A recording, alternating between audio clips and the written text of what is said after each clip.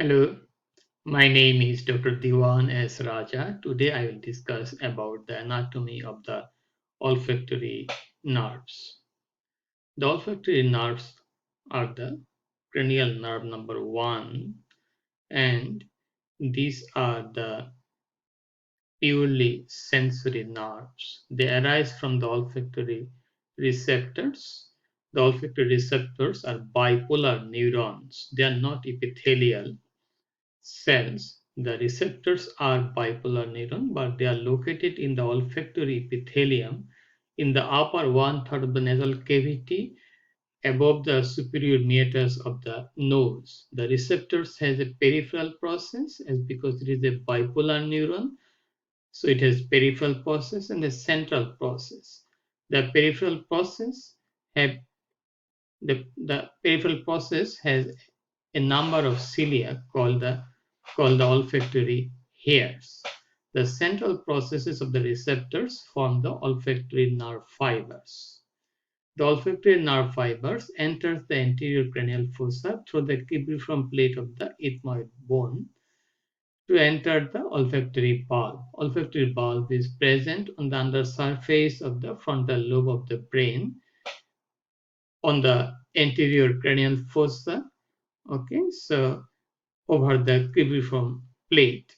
So the olfactory nerve passes through the cribriform plate of ethmoid bone to reach the olfactory bulb.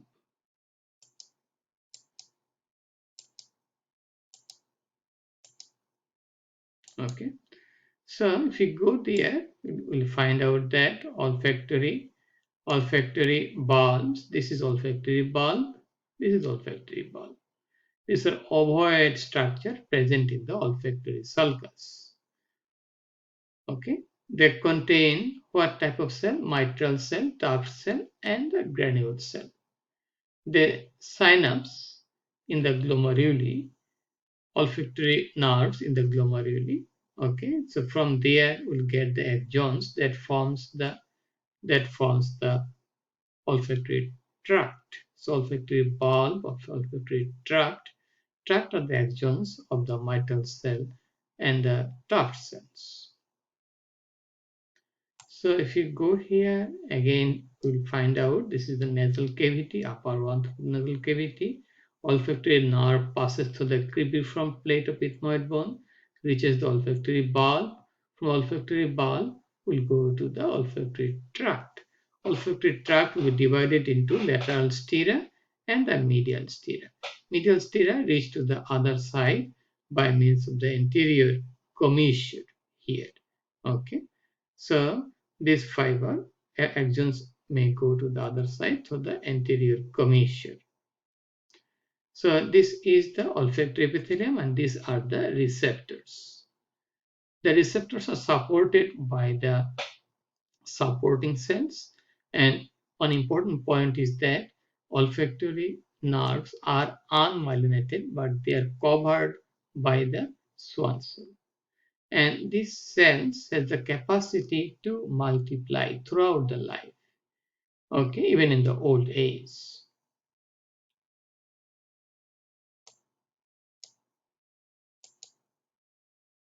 Okay, so olfactory tract begins in the olfactory bulb and reaches the anterior perforated substance. Anterior perforated substance is present between the lateral medial olfactory striae that is produced by penetrating blood vessels of the circle of Willis. Okay. Olfactory tract divides into lateral medial olfactory striae. Lateral olfactory striae carries the fiber to the pre-amygdaloid and pre-pyriform areas. These are called primary olfactory cortex. So we found that the olfactory pathway can reach the telencephalon without relaying in the thalamus, whereas other sensory pathways should relay in the thalamus before reaching the telencephalon.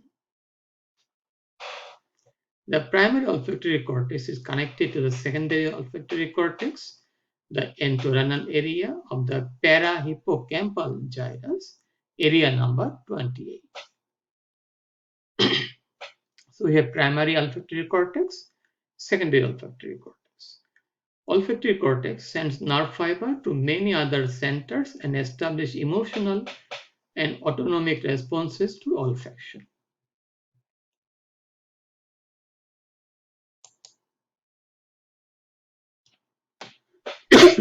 Excuse me.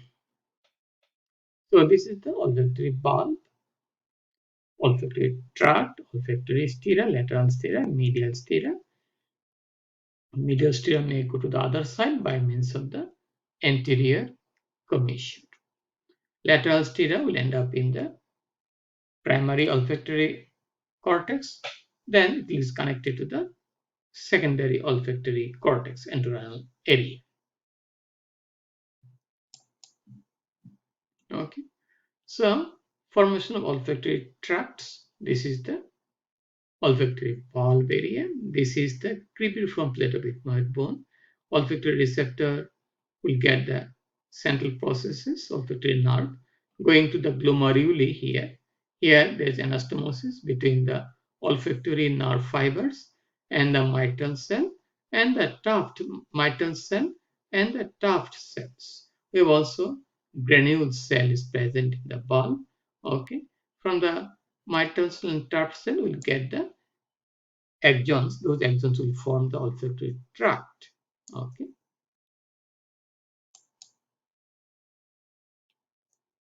So from the olfactory cortex, we have connection to the different part of the brain. Okay, olfactory bulb.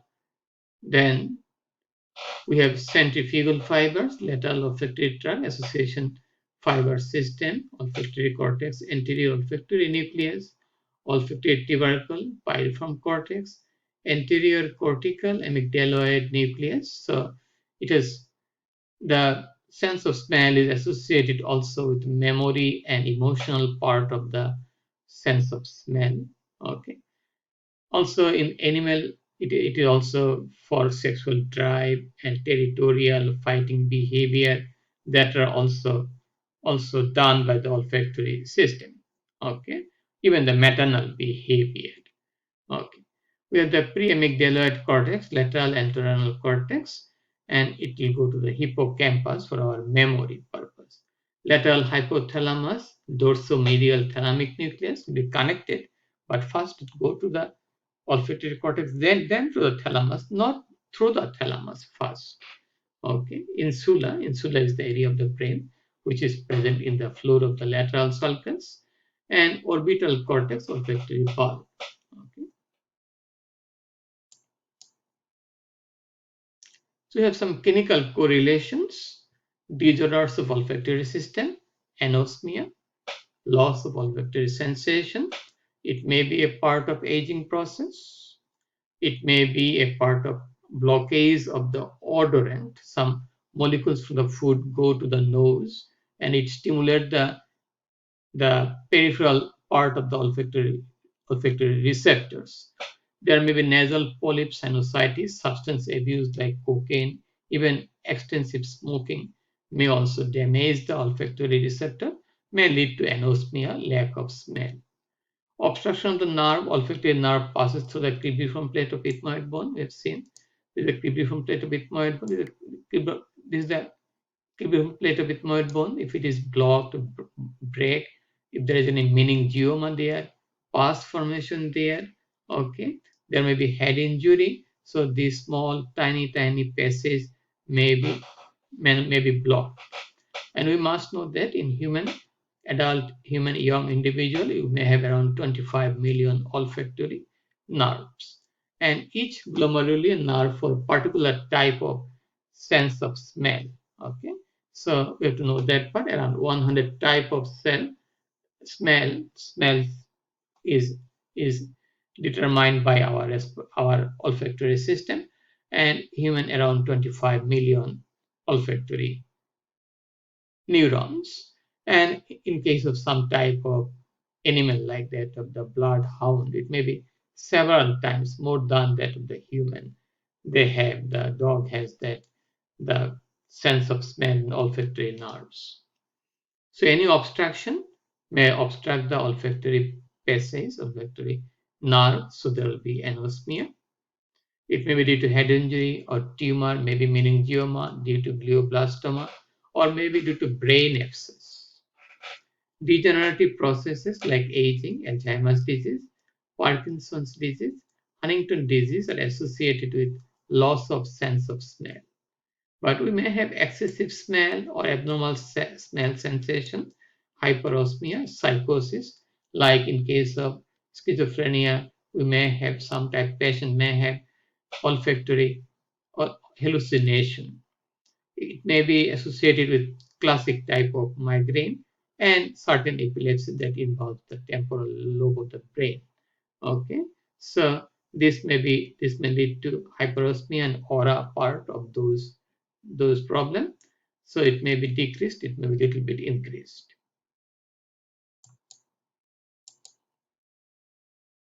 And let us go to the highlight olfactory pathway, nose to the brain, how it enters the intracranial cavity through the Cribriform plate of ethmoid bone.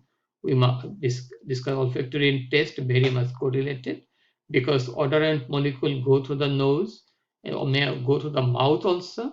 So that if the food has if the olfactory nerve is not in touch with the odorant molecule, then the taste of the food is lost.